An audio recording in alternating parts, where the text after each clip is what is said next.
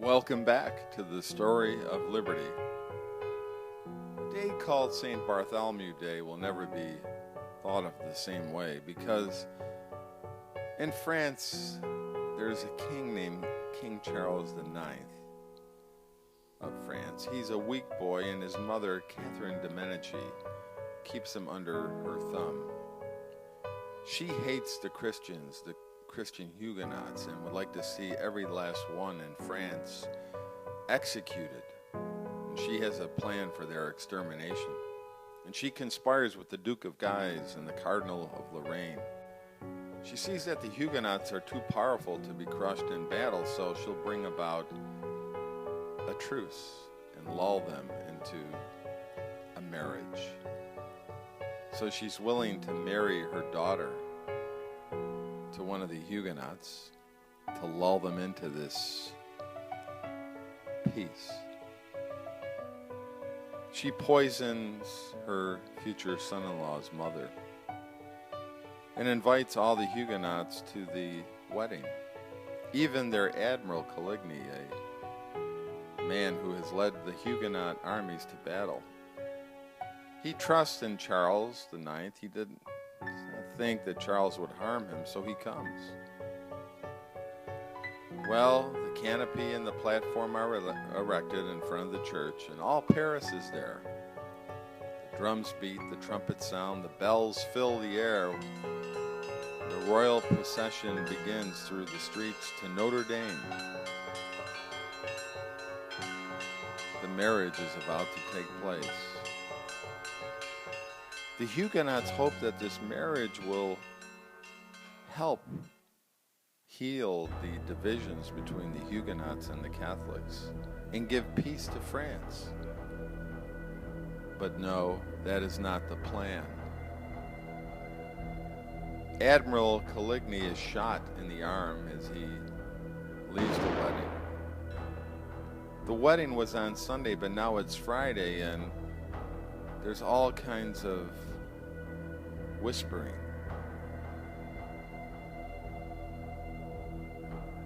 Now, the committee is saying it must be done tonight. The Huguenots are leaving. Catherine presses her son, who's only 21 years old and he's weak,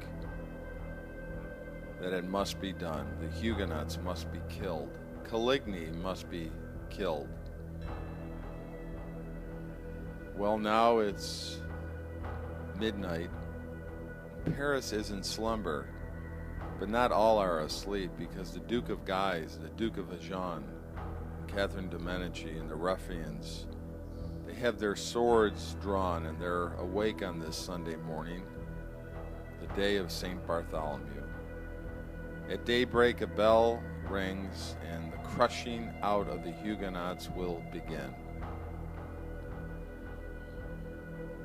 This education that Charles has received from his mother, that the end always justifies the means. This school of falsehood has not obliterated all sense of what is right and honorable.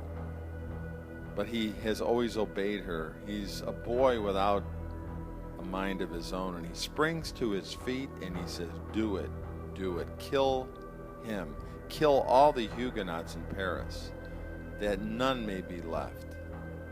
The orders are given at once, and he rushes out of his room into his chamber, and they strike the bell. The old brave admiral is asleep in his chamber, and they come in and kill him, throw him out the window, and the Duke of Guise smashes his face with his foot. Catherine de Medici is not satisfied. And now, as Paris is to seemingly a quiet place, all the Huguenots are seized. The Swiss guards of the king are let loose upon them, and they're all massacred. They lie in a heap in the courtyard of the Louvre, and 200 of the noblest men of the kingdom are killed. Charles and Catherine, they go out and see the dead Huguenots that they've danced with 3 days ago, and they laugh. It is said that hyenas laugh when they have dug up the bones of the dead and crunched them beneath their teeth. Never before will St. Bartholomew's Day be thought of. Families are broken up, husband from wives, parents from children, young men from the maidens who they love. They will see no more this side of the grave. In the river are thousands of floating corpses, men, women, children. No age, no sex is spared. Kill the heretics is the cry of the soldiers. The mothers pray for their children, but there's no pity. The massacre goes on, not only in Paris, but in Lyons and Orleans, and 70,000 men, women, and children are slaughtered, and the bells of Rome ring. The preachers in Rome deliver eloquent orations, and a messenger carries a golden rose to Charles as a present. But now 15 months have passed, and Charles is acting strangely. 15 months since 70,000 innocent people are slaughtered. His conscience is awake, and his mind is racked with remorse. The screeches of the victims of St. Bartholomew's Day is ringing in his ears. He sees men, women, and children running through the streets crying for mercy, pursued by the bloodthirsty wretches. What evil have I done, he says. God, forgive me, have mercy on me. But despair sets in, and he knows he's lost. And on July 30th, 1574, his breath goes away.